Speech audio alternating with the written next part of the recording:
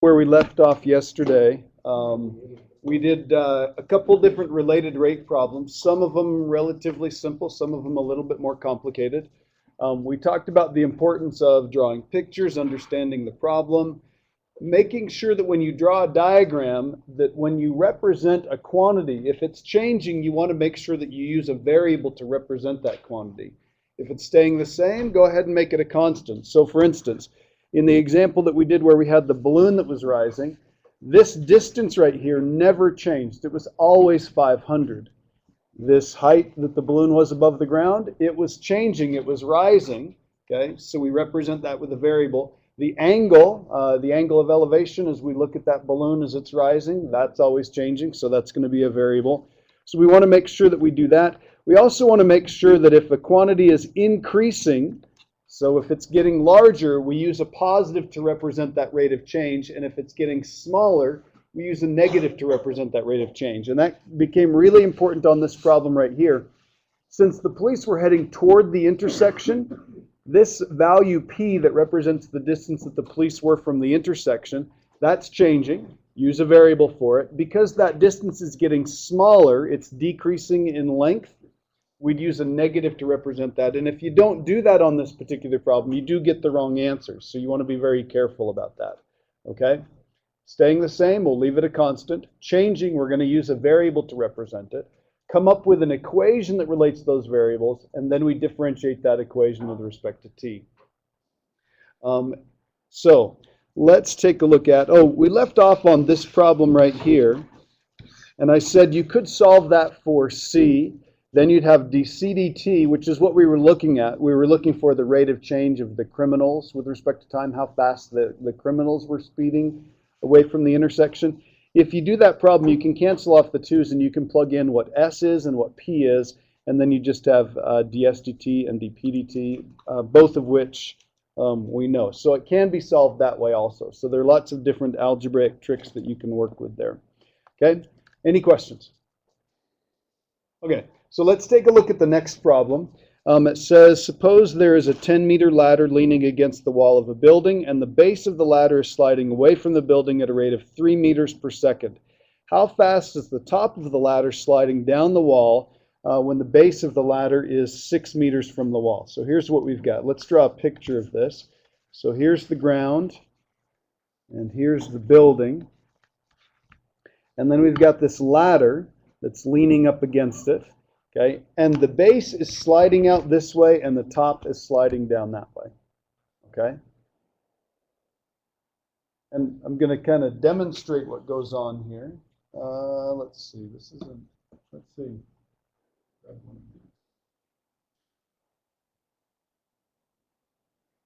So here's our building. So I got the building standing straight up off the table.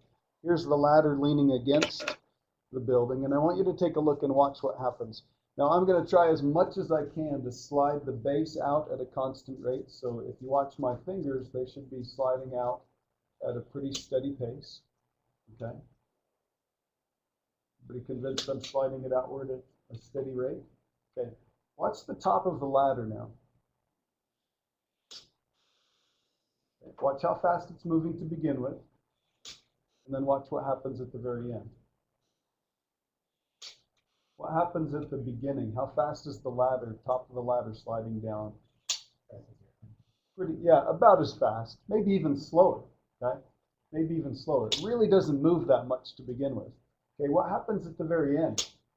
It goes really fast. In fact, when I get about right there, all I have to do is move a tiny little bit, and it drops. I mean, you can hear it hit the table. It goes really fast at the end, okay? So the ladder, if we drew it right here, and I slid it out, the top of the ladder doesn't go down very fast, okay? And if you wanted to think about why that is, you could kind of think about some circular motion and think about the unit circle and stuff like that. Think about how much the sign changes. So the y coordinate changes when we go from like 0 to 30 degrees. It doesn't change all that much, okay? Or take that back. It changes a lot there. Thinking about the cosine. Cosine changes from 1 to being like 0.86 or something like that. Doesn't change very much.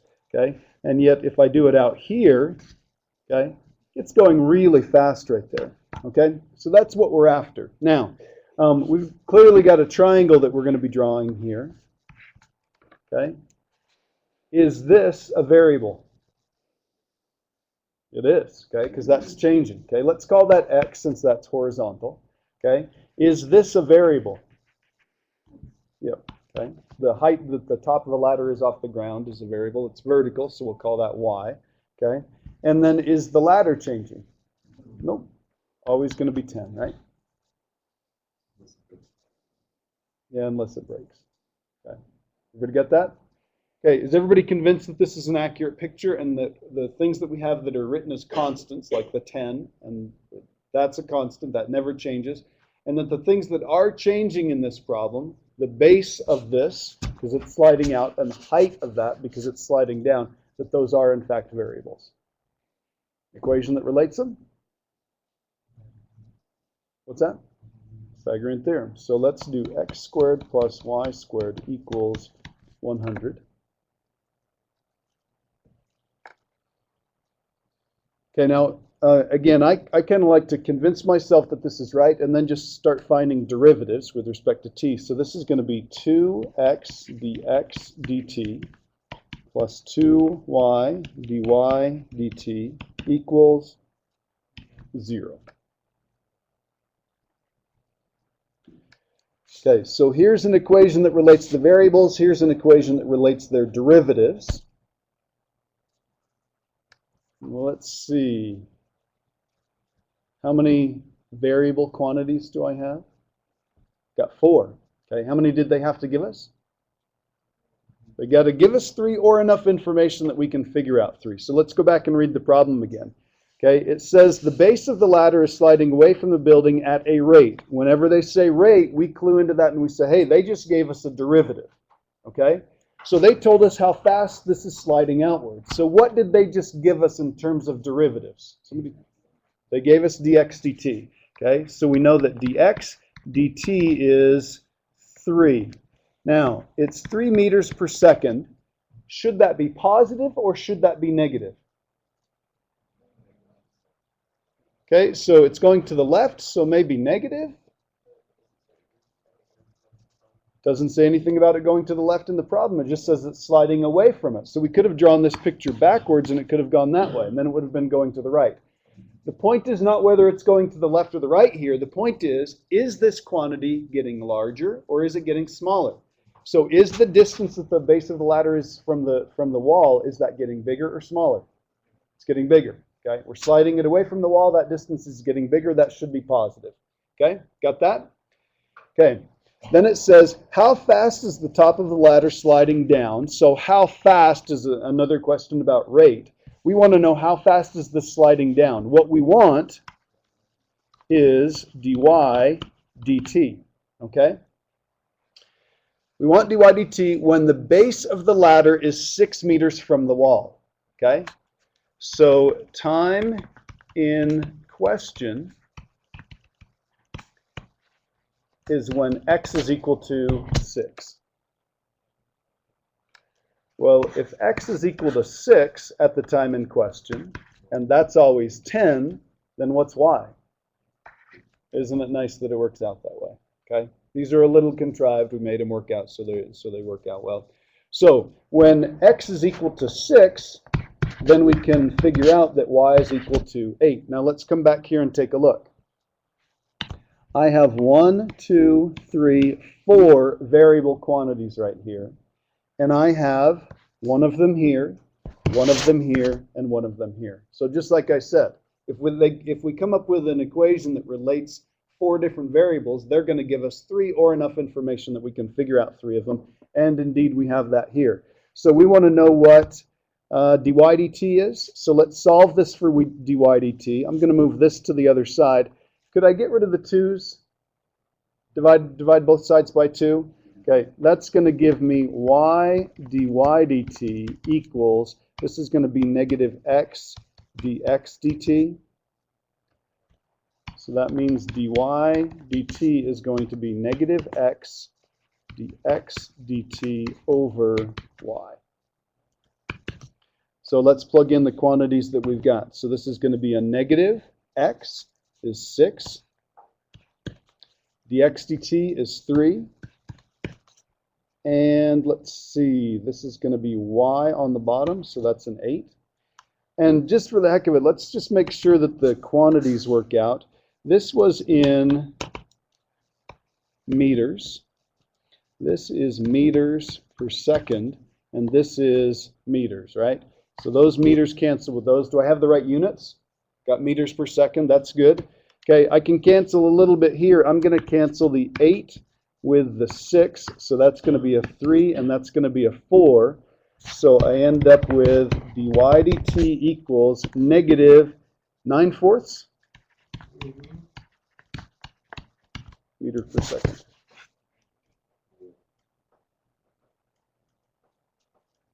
Okay, any questions? Is that the only way to do this problem? You can do it whatever you. Yeah, we could solve this and we could say, well, y is equal to the square root of 100 minus x squared, and then differentiate everything with respect to t. So this would be dy dt. And this is kind of an interesting exercise because what we're going to end up with is a 2 and then the square root of 100 minus x squared on the bottom, right? And then on the top, what am I going to have? Yeah, the derivative with respect to t of 100 minus x squared. So the derivative of 100 is going to be 0, and then this is going to be minus 2x dx dt. So minus 2x dx dt. I can cancel these guys right here. So let me clean this up just a little bit. So this is going to be minus x dx dt. Okay. So that you can plug in the y. You could plug in a y, or what's nice about this right here? So let me zoom in on this. It's only in terms of x's and dx dt, right? So right, you only need to plug in one variable, or two because we need the rate, right? Okay. So the cool thing about this is, watch what happens when I evaluate this at the time in question. The time in question is when it's 6 meters away, right? So this is going to be negative 6. This is going to be 3 again, and this is going to be the square root of 100 minus 6 squared.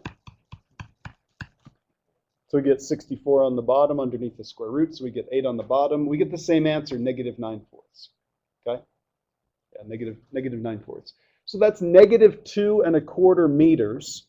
So it's sliding down at a rate of 2 1/4 meters per second at that point in time. Okay? Now, this is when it's 6 and 8 and 10. So it's not even halfway out, I suppose you could call it, right? Okay. Is that very fast? It's going slower. The top is going down slower than the bottom is going out. Because remember, that's going out at 3. This is going out at 2.25 meters per second. Out at 3, down at 2.25. Okay. The cool thing about having it in this format is, what if we looked at what we were seeing here in class? What if we said, well, what's it doing when it's really close to the base? So in other words, what would happen when x is equal to 1? What do I need to change in here? Yeah, change the 6 to a 1, right? That's a 3 on the top, and that's a square root of 99 on the bottom. Is that a very big number? Not very big. Okay. What would happen if we were almost out to the very end?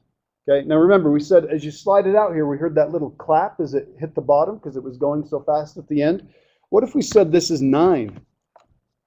The top would be negative 27, and the bottom would be square root of 19. Okay. That's going to be, gosh, that's going to be like 7 meters per second. That's going to be going pretty darn fast. The bottom's getting slid out at 3 meters per second, but when we get near the end, okay, when it's got a meter left to go, it's going, no, is that a meter? No, it's not even that. 4 meters. Okay, it's getting fast, really fast. Okay, and we could plug in numbers that are like 9.9. What would happen if you put a 9.9 up here and a 9.9 down there? How small is this number here? Tiny, and this is huge. Okay, so it gets going faster and faster and faster. That's why you hear that clap at the very end. Does that make sense? Okay. All right, let's take a look at the next problem. Okay, triangles are nice, useful geometric shapes, and we're going to use some again here. This problem was actually on an AP exam probably, I don't know, 15 or 20 years ago. It says a tightrope is stretched 30 feet above the ground between the J and the T buildings, which are 50 feet apart. One night, a tightrope walker walking at a constant rate of 2 feet per second from point A to point B, as shown in the diagram there, is illuminated by a spotlight 70 feet above point A, as shown in the diagram. Okay, how fast is the shadow of the tightrope walker's feet moving along the ground when she is midway between the buildings? Okay, we're not really going to ask why somebody would do this. 30 feet off the ground, do it at night, have a spotlight and all that sort of stuff. We're just going to solve the problem, okay? So 30 feet off the ground, all the way across. The building here is 100 feet tall, so this is 70 feet right here. We've got this spotlight that aims down here, okay? And, we'll assume that her last foot is right here, so it casts a shadow right there, okay? And what we want to know is, how fast is the shadow moving along the ground? So she's moving. Her shadow would be moving with it. We want to know how fast her shadow is moving along the ground. We know how fast she's moving. How fast is her shadow moving? Okay? So, any ideas?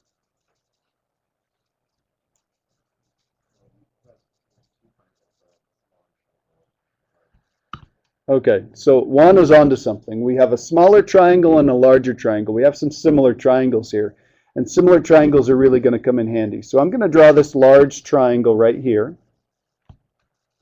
that one right there, okay? And I'm going to draw that one down here. And then I have a smaller triangle. I'll draw that one in blue, and that's like this, okay? What's that? All the angles are the same, so these are going to be what type of triangles again? They're not congruent, they're similar triangles. Okay, they're similar triangles. So similar triangles should have sides that are proportional. So let's figure out what's going on here. Okay, can we name anything that's a constant on either one of these triangles? Yeah, okay, I can name this side right here. How tall is this from here to here? That's 100, okay? Can I say how far this is? I can't, okay? Can I say how far it is from here to here? Okay, that one's going to be 70. Let's see, can I say how far it is from here to here? Can I do the base of this? Okay, I see some yeses and I see some nos. Okay, I could put, well, they said it's halfway in between, right? And how far is it between the buildings? 50 feet between the two buildings. So should I put a 25 right here? She's moving, right? The tightrope walker is moving, okay? So I could put a 25 there, and in fact, I might put a 25 there at some point, but is this quantity changing? She's moving from one building to the next, so I'm going to use an X there, okay? Is this one right here changing? Okay, the distance that her shadow is away from the base of the building, yes, that's changing. Now I'm going to use an S for shadow. Now my question for you is, do we need anything else? Do I need to worry about what this is, and do I need to worry about what that is? No. Okay, I could if I wanted to, but to solve this problem, we've got an equation, or sorry, a triangle that has a side and a side that corresponds to a side and a side on another similar triangle with the variables that we're interested in. We know how fast she's moving, and we know how far away she is from the building at the time in question. What we want to know is, how fast is that changing? Okay? So let's just come up with a formula. Let's think about this for just a second. Should I put the 100 on the top, or the S on the top, or what should I do? What's that? It doesn't matter, but which would generally be better? Usually the variables on top would be better. So I'm going to take this and I'm going to write S over 100 should be exactly the same as X over 70. Okay? And I can take this and I can solve for S. If I multiply both sides by 100, I can cancel this with that. So I get 10x over 7.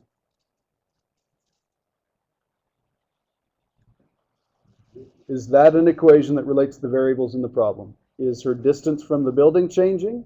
Yep. And is the distance the shadow is from the building changing? Yep. So we've got our equation relating the variables, right? ds dt, dx dt. So this is going to be ds dt 10 sevenths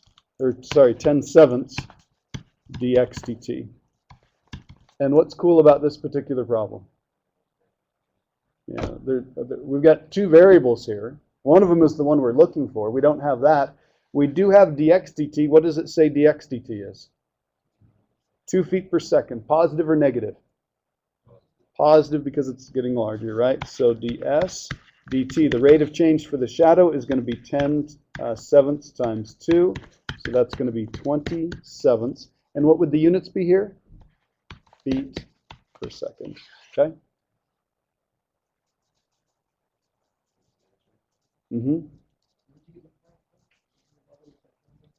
It's an S. Sorry. I've worked really hard ever since 7th grade to make sure my 5s look like 5s and my S's look like S's. So. Yeah, seriously. I got in trouble for that. So. And then I looked back and I realized they were right. You can't tell the difference. I used to write them both like this. So. Not good for a mathematician. That's why I write my T's with a little hook on them. There you go. That's also helpful. Okay. Unless you're really good at 2's, which I think I am. So, Okay, any questions on that? Sure? Okay. This was part of an AP question. This actually went a lot further. This was the first part, and it happened to be the easiest part. Then they asked some questions about when will the shadow reach the building? And then they said, how fast is the shadow moving up the building as she continued walking? Okay? So you can make related rate problems about as difficult as you could imagine. Okay? Any questions there? Okay. But they don't get the things. This doesn't do enough.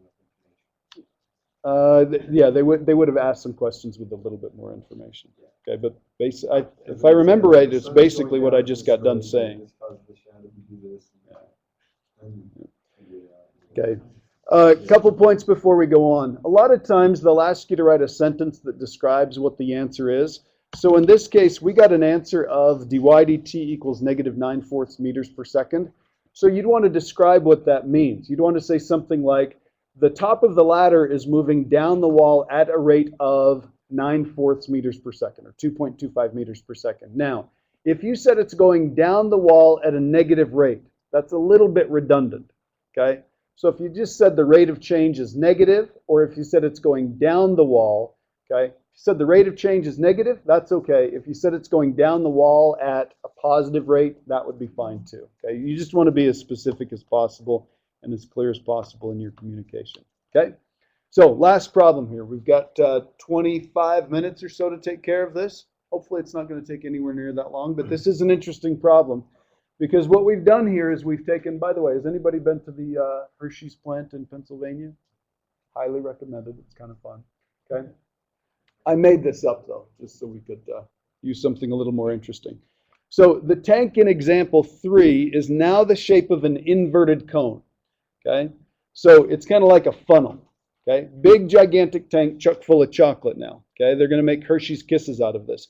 The chocolate is being used at a rate of 1 cubic meter per minute. Okay, 1 cubic meter. That's about the size of this table stacked this tall with chocolate every minute. Okay, so that's how much chocolate's going through this tank. Okay, it says, how fast is the level of the chocolate decreasing when it's 5 meters deep? Okay, so let's draw a picture of what we've got here. We've got this tank sitting like this, and it's no longer a cylindrical tank, okay? It's a conical tank, so it's an inverted cone, so it looks something like this. Okay, you remember the dimensions? How wide is it at the top? Okay, so it's 6 meters across, so that's 6 meters, and how deep was it? Okay, so I'll draw the height out here. It's from example 3. Oh. Okay, so that part of the problem that says same tank as in example 3, there we go. Okay, so 6 meters across, 8 meters tall. Let's think about how tall that is. I mean, that's almost, not quite as wide as this, but probably from here up to the top of the second floor. Okay, that's a pretty big tank. Okay, well, let's see, the floor of the second floor, I suppose, top of the first floor. Okay, huge tank. Okay, chock full of chocolate. Let's see, and it's being used.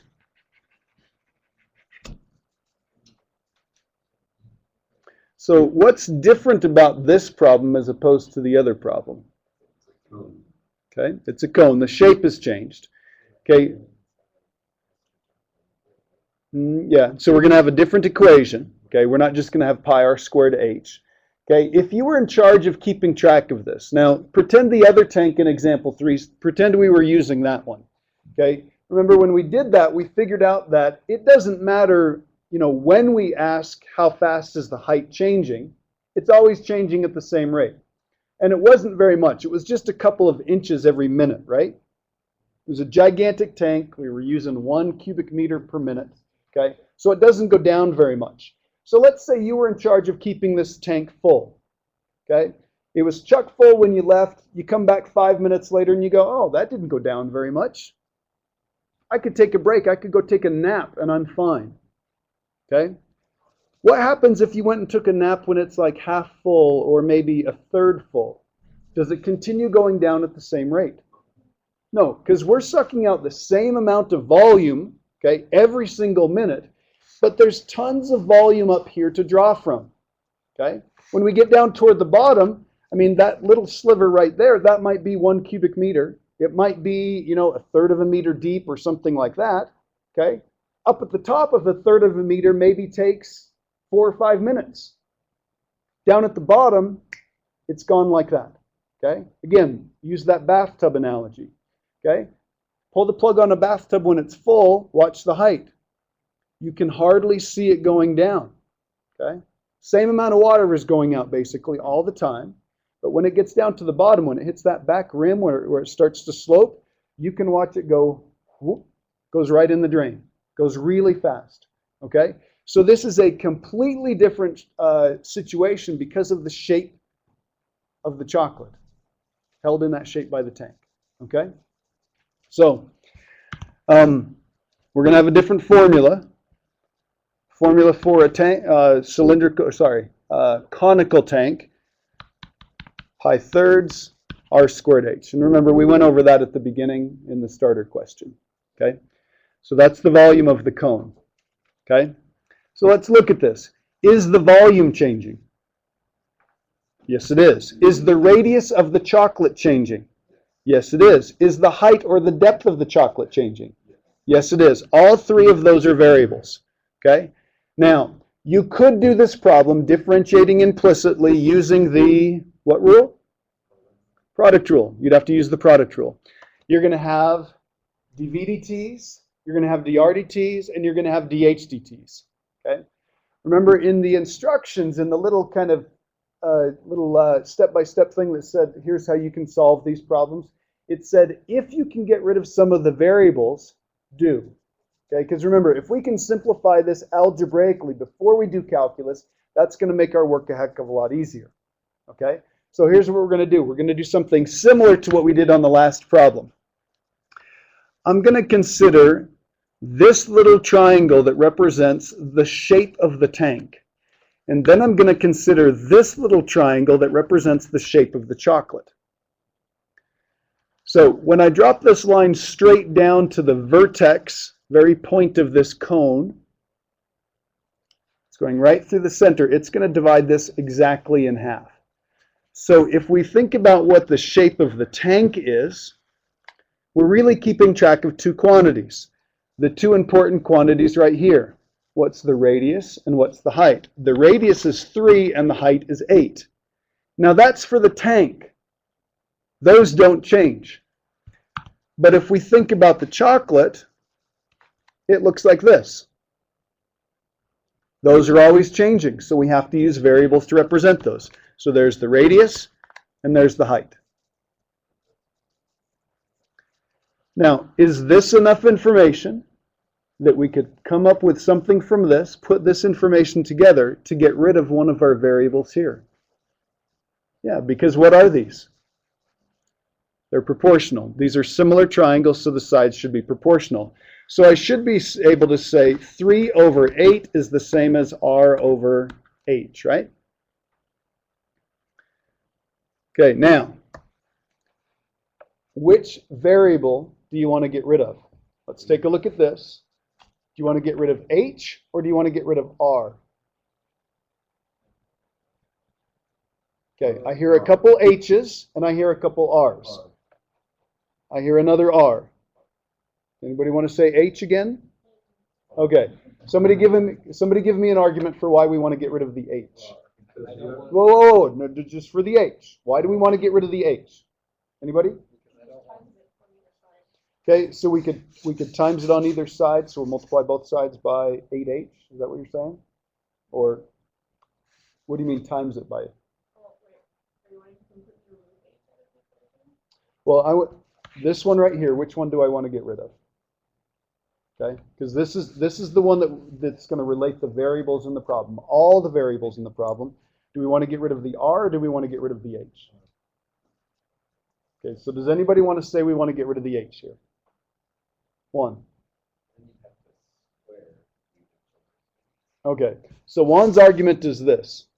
Okay, if I solve this one and say I want to get rid of the r, okay, if I do that, then I've got to do this. I've got to do 3h over 8 equals r, and I've got to plug that in and I've got to square that nasty fraction.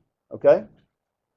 So I'm either going to use this one to get rid of the r, or I'm going to use, well, let's see, this would be r equals, whoops, other way around, h equals 8r over 3. Did I do that right? Okay. And then all I have to do here is just plug that in there, and then I don't have to square an ugly fraction. Okay? Somebody want to give me another argument for why we'd want to get rid of? Go ahead.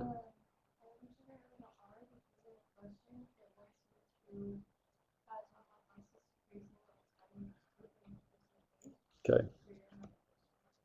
Okay, so a couple reasons there that Maddie was going over. In the problem it said, we want to figure out how fast the level of the chocolate is decreasing. We want to find dH dt. This is what we want. If you got rid of the h's in the equation that relates the variables, are you going to have a dH dt in the related rate equation? No, you're not. Okay. The other thing that Maddie said was, it tells you, what is this right here? When it says 5 meters deep, what is it giving you? It's giving you an h. So if we had written this all in terms of r's, you wouldn't have any dH dt's, which is what you're looking for. And did they tell us what r is? No, but did they give us enough information you could figure out what r is? Yeah, you could. Okay? So by far, the easiest way to do this problem, not the only way to do this problem, is to get rid of the r's. Write everything in terms of h. That's going to be much better. Even though we have to square some ugly fraction, it's going to be much better in the long run. Any questions? Do you see why that's the better one to get rid of? Not that you can't do it the other way. It's just that it's easier this way. Okay? I'll set it up and show you another way to do it also. Okay? All right. So here's what we're going to do. We're going to rewrite this as v equals, this is going to be pi thirds, and then in place of r, I'm going to put what r equals in terms of h. So this is going to be 3h over 8, quantity squared, times h. And then it's just a little bit of simplification. So I get v equals, let's see, this is going to be 9h squared, so I'm going to cancel this with that. So I get 3 pi h cubed over 8. Double check me there. Did I do all the differentiation correctly? Or sorry, did I do all the algebra correctly? Very good. Got to have a 64 there because square the top and the bottom. Those nasty fractions. 9h squared on the top, 64 on the bottom. 9 cancels with a 3, so we've got a 3 here. Pi sitting out front. I've got h squared here and another h, so that's an h cubed, and I've got the 64 on the bottom. Okay, do I have the right equation that relates the variables that we're interested in on this particular problem? Yep. Okay, the hard part's over. Well, once we get to here, now we just find the equation that relates the derivatives. Okay, and because we were smart about the way we set this up, at the time in question, h is equal to 5. So here's what we do. dv dt equals, this is going to be 9 pi h squared over 64 dh dt.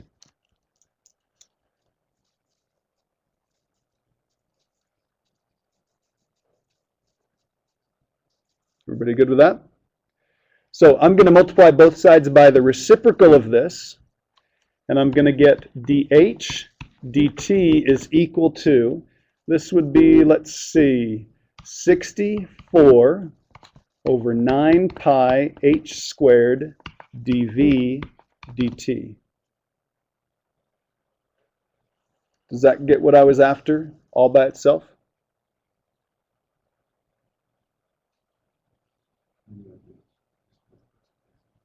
Is that all right?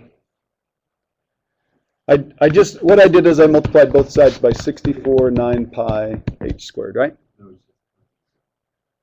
Okay, now we just have to plug things in. Okay, now let's I'm going to do it this way. Okay, so I'm going to write dh dt equals, this is 64, this is 9 pi, and I'm going to put this in parentheses and square it. How deep was it in the time in question? What was the height? Depth of the chocolate, height of the chocolate, 5. So we put a 5 right here. And then dv dt, this was a constant. It was always being used at what rate? Okay, 1 cubic meter per minute, right? Okay, I'm going to use a negative for that. So this is -1. Think about how this is going to work out. Everybody watch, please. This was meters cubed per minute, and this was meters squared. So aren't those square meters going to cancel off with 2 of those? Aren't I going to have meters per minute? And doesn't that make sense for how fast the depth is changing? Is that okay? Okay. So if I do that, I get -64 over, that's going to be 25 times 9. That's going to be 225 pi. Oops, that's dh dt. So the rate of change of height is -64 over 225 pi meters per minute. That is not a very big number, okay? It's going down pretty slow.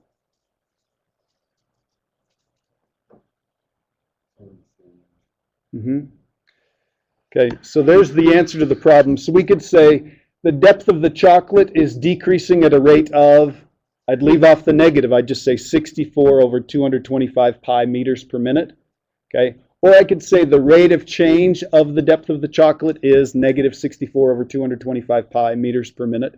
Either one of those sentences would be equivalent, okay? I wouldn't want to be, again, I wouldn't want to say it's going down at a negative rate, okay? A little redundant there. Any questions? Okay, watch real carefully. What if h is 10? Or sorry, can't do that on this problem, can I? Okay, then we're glad we're at the Hershey's Chocolate Factory that day, because there'd be chocolate all over the place. Okay, what if it's 8? I'd plug in an 8 right there, right? Okay, that would be squared, that would cancel, so that would just be -1 over 9 pi. Okay, do me a favor, plug that into a calculator. What is it?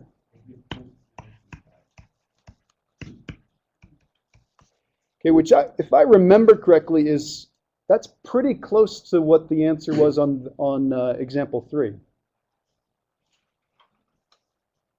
I mean, it's within a couple hundreds. Yeah, I think the other one was negative two. Okay.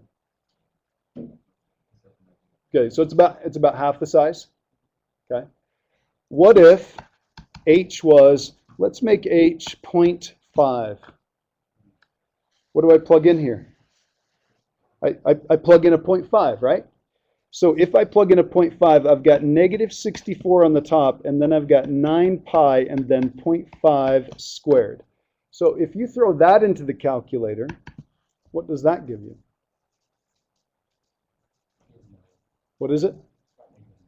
Negative 9. Okay. So when there's half a meter left, when it's almost at the end, that thing is going down 9 meters per minute. Okay. Yeah, it's going to be gone in no time. Okay. When we get down to the last half meter, that's going to disappear like that. Okay. Because there's not even half a cubic meter of chocolate at that point. Okay. It's going to go down really fast. Okay. All right. Does that make sense? Okay. Let me add a page here. Sure.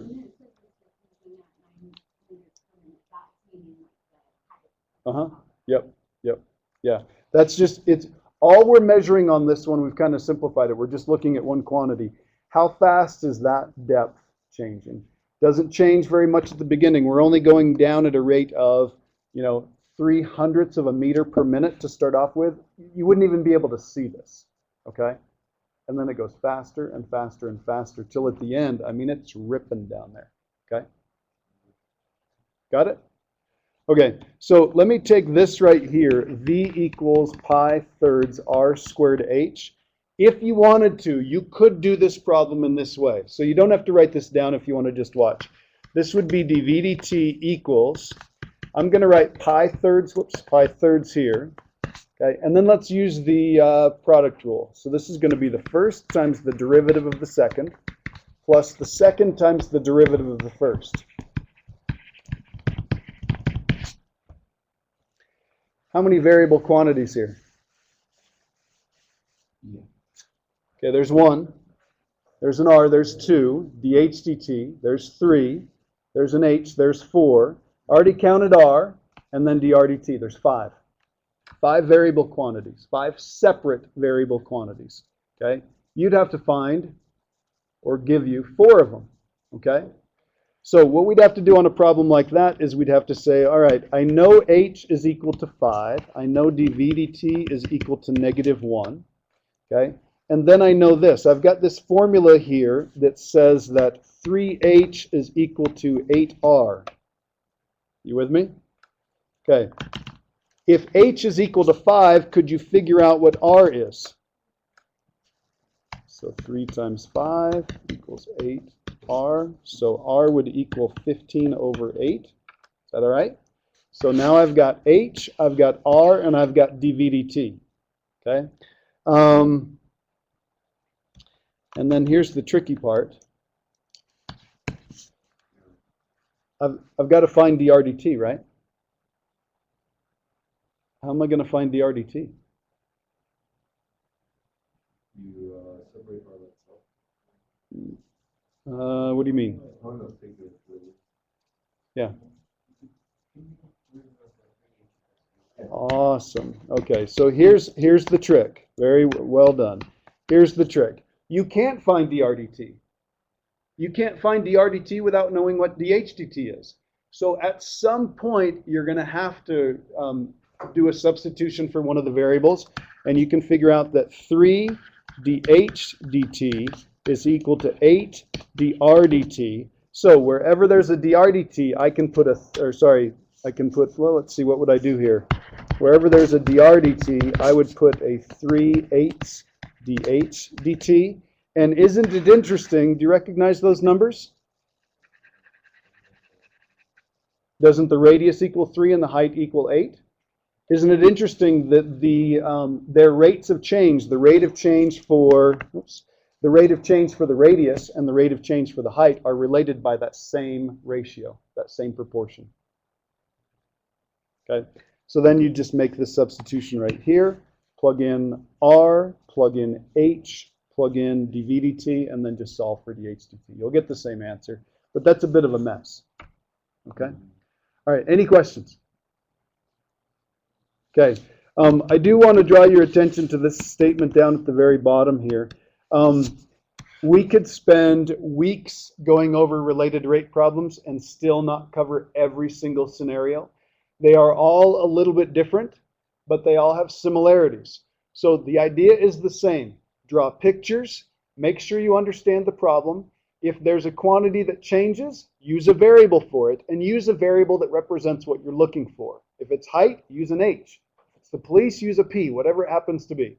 Okay? Once you're convinced that you've got an equation that relates the variables and the constants in the problem, then we just differentiate everything with respect to t, and then from there on, it really is a bunch of algebra once you've found the derivatives. Okay? Yeah. No, it's due on Thursday. Okay? There are some pretty darn challenging problems here. Okay? As for the test, you can expect, so this would be next Wednesday on exam 2B. You can expect at least one related rate problem, but it will be middle of the road. It'll be similar to the stuff that we did in class, similar to the, relatively, I'd say medium ones on the assignment, okay? Nothing that's going to take you 4 hours to solve or, be ridiculously unfair, okay? I have been surprised, I'll be honest with you, I've been surprised at the number of times where I've asked questions about things that involve the volume of a box. A right rectangular prism. And I've had calculus students that have not known the formula for finding the volume of a box. And so they sit and stare at a related rate problem and have no clue how to solve it. Okay? Length times width times height, in case you're wondering. Okay? Area of the base times the height. Okay? Or, the volume of a cylinder. The area of a triangle. Trapezoid, stuff like that. Okay, those things come up. Hopefully you remember what they are. Okay? All right, any questions? All right, have a great day.